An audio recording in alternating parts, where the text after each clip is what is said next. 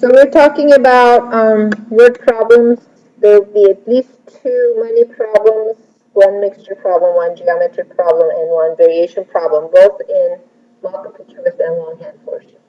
So what I can do, how are you guys doing with variation problems? Are you good or are you kind of not good? Mixture one.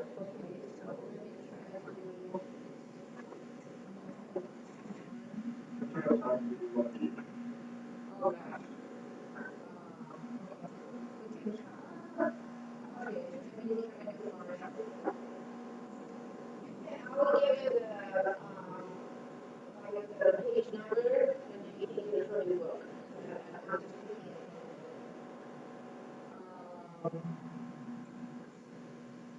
Mixture.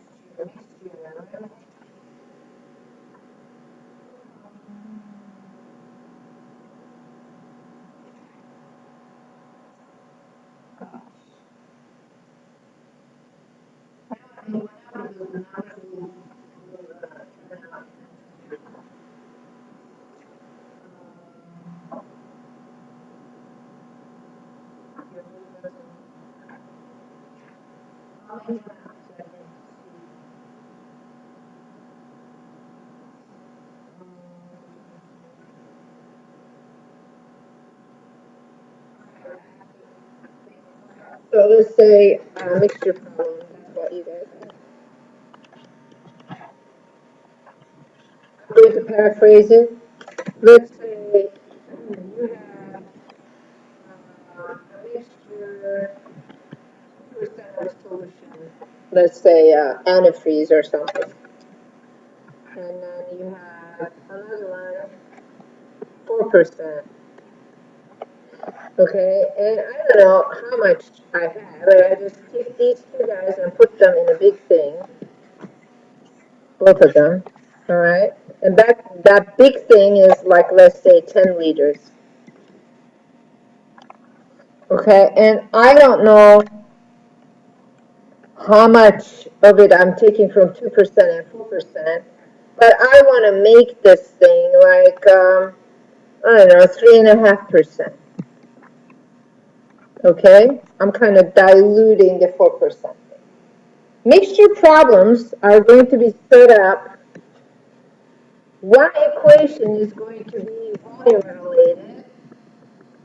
The second equation is going to be how much material is in that volume related. So volume related, so if I'm taking X liters of here and Y liters of here, I don't know how much, your volume equation is going to be X plus Y equals 10. Does that make sense?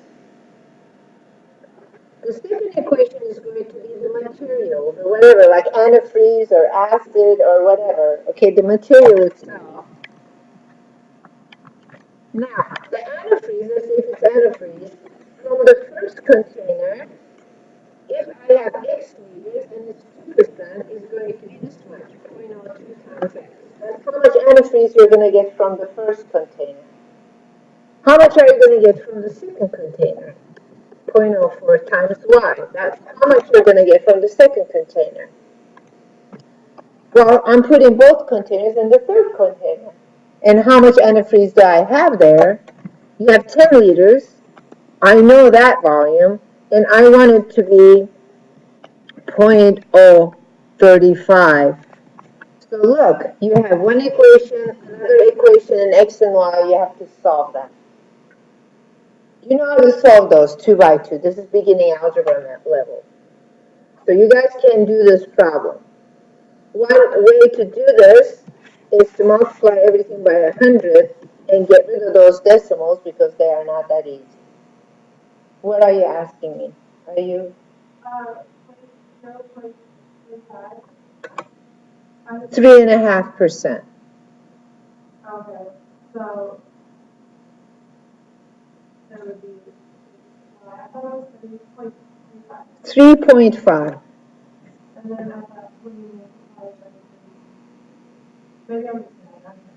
I don't know what you're saying. But I mean, don't multiply by 100 and just solve this. I don't care how you solve it. Yeah. this, the percent is going to give you amount of antifreeze in the mixture. Okay, and then, It's volume times the percent. and then we use the 10 times 0.025 times the 100 to get rid of the decimal, if we want to get rid of it. Yeah, then that will get rid of the decimal on the right, yeah, yeah. 10 liters, yes, that's the 10. Oh, is that what you guys got confused about? Okay, so that 10 has nothing to do with multiplying the equation. 10 is 10 liters. Could have been 9 liters. Does that make sense? That's the mixture problem. The second type of problem is geometry, right? And I did ask a geometry question. You have to understand the angles,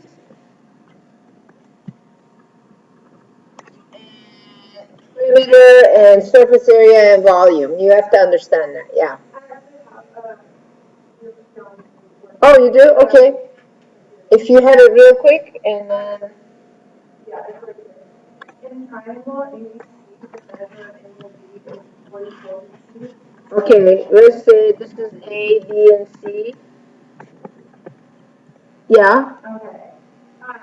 Angle B is 44 degrees more than 3 times the angle of A. So that means 3A plus 44? Yes. Okay. And then the measure of angle C is 61 degrees more than the measure of angle A. 64? 61. 61? And then find the measure of BC. Oh, okay. Well, so you have A plus B plus C equals 180 degrees, no? All right. A is A. B is 3A plus 44. What's C? A plus 61. 180. Now this problem became a beginning algebra level problem that you can solve for A. Does that make sense? The other angle problem maybe, so you have to know 180 degree business, and then you also have to know supplementary, complementary angles. Okay? Here's the complementary angles, this and this. They add up to 90 degrees. Supplementary angles, they add up to 180 degrees. Does that make sense? This is complementary. This is supplementary. Does that make sense? I really want to do a variation because I want to make sure that's kind of a bad area. So let me show you variation. You have to understand when someone says A varies directly as B. So you have to write A equals a constant times B directly. Okay? Now if they say A varies inversely as B, that means A equals K times 1 over B. Now, they may also say something like A varies jointly with, I'm just making one up, square of B and cube of C, comma, inversely, this is pretty complex, with D. You have to understand how to set up that equation. So A varies jointly, it's the subject of the sentence, so that means A equals. You always have a constant of variation. Jointly means it's going to be in the numerator with square of B. What does that mean? B squared. Cube of C, what does that mean? C cube. Inversely means it has to go to the denominator. Do you understand that? So that's the joint variation where you have more than 2 things. You have like 4 or 5 things. Read it very, very carefully. These problems go like this. You put the equation down, then they give you a bunch of numbers. You plug those in and get K. Then they may say something like, what is the equation? They just put the K in there. Let's say you found out K is 2, then they want the equation. What's that mean? A equals 2 times B squared C cubed over D. All they want you to do is write down the equation. The second thing they may ask, once you have the equation, I give you the B and the C and the D, get the A. You just plug it in. So these are very typical variation problems. So make sure you kind of practice, putting down the equation.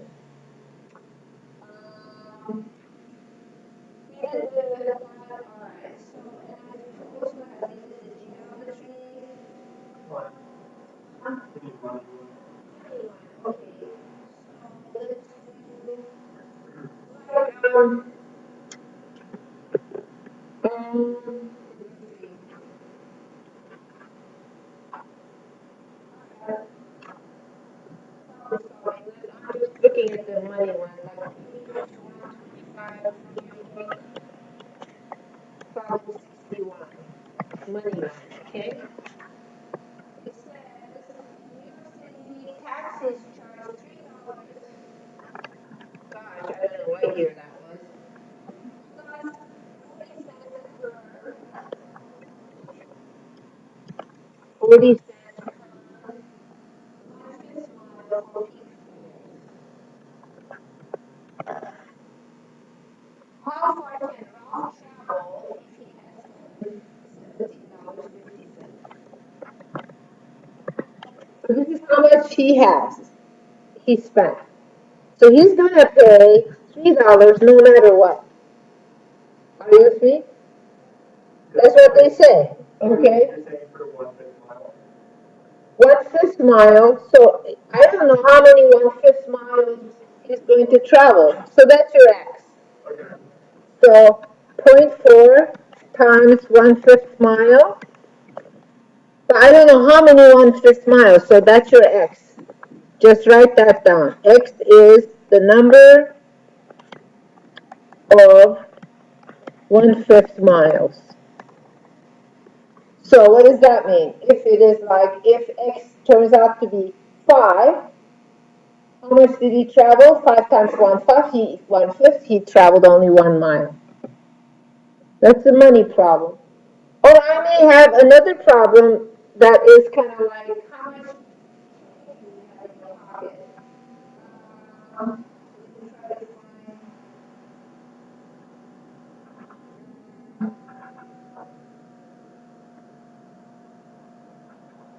I don't have to do anything, so I'll just make one up. Let's say I have some change in my pocket, and I only have dimes, nickels, and pennies. Okay? And I can say something like, I have $10.47. And in dimes, nickels, and pennies. And I can say, I have twice the number of nickels as dimes.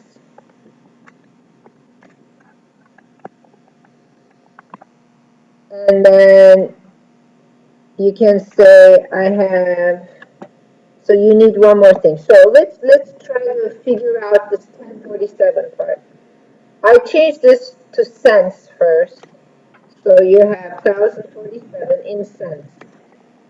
So if D is my number of dimes and my number of nickels and P is my number of pennies, how are you going to set up this money situation? You're going to have, how much are dimes worth? 10 cents, right? 10 times D is going to give you the value from the dimes. 5 times N is going to give you the value from the nickels. And 1 times P is going to give you, because pennies are 1 cent, is going to give you the value from the pennies. Then you have to have 2 more equations because you have 3 unknowns. So this is the first equation. You have to have a second equation and then a third equation to be able to solve this. One equation is like I have twice nickels as dimes. So I have this situation. This is my second equation. Okay? I need one more. I can make one up. So somebody may say, well, I have the number of nickels and number of pennies are the same or something. Okay? If they say that, you have to write number of nickels and pennies are the same. So you have three equations, three unknowns, and you solve for it. But what's important is that you set them up like that. They are going to have a money portion, and they're going to have how many coins you have portion. Does that make sense? That's the money problem. So what else did you say? And then the distance problem. Yeah. So this is where you use like substitution. Yes, you can use a hybrid method, substitution, addition, all that kind of mix match, and then solve it. Here I would use substitution. That makes most sense. Just put everything in the first one and then get it. The other one is you're rowing against the current. You're going with the current problems. Do you remember those? For those, you have to set up a table. So, for example, it says something like, I don't know if I can put that in your book.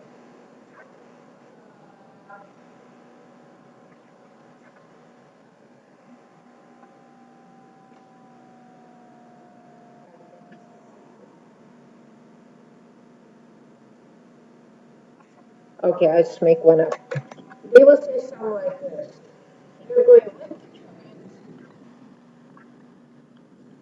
You're going, for example, on a river from A to B. It takes you, when you go with the current, 2 hours to get from A to B. And when you come back against the current, it's going to take you 3 hours. Okay, they may or may not give you the current rate or your own rate in still water, but you set it up so like this. Less current and then against current. So your rate is going to be when you go with the current, is going to be the person's rate plus the current rate. When you go with the current. When you go against the current, you're going to be person's rate minus the current's rate. Now what else do you know? You know the rate is distance over time, right? They told you what the heck the time is. The time is 2 hours and then 3 hours. Okay? So what do I have? All I have is the distance now. Does that make sense? Let's look at the distance. That's going to be rate times time. So in other words, P plus C times 2, P minus C times 2. Does that make sense? And then, P minus C times 3, sorry. Okay? They may or may not give you the P. They probably do, okay? I don't know. So they will say, okay, well, I'm rowing in still water at, say, at 5 miles per hour or something. They give you the P. So you have this situation. The distance is the same. What is your equation going to be? 2 times 5 plus C equals 3 times 5 minus C. Do you see that? And then C is going to give you the value of the current. So these problems are always set up like that. So make sure that you set it up with the rate like that. The last type of problem is the number problem. Remember how it is?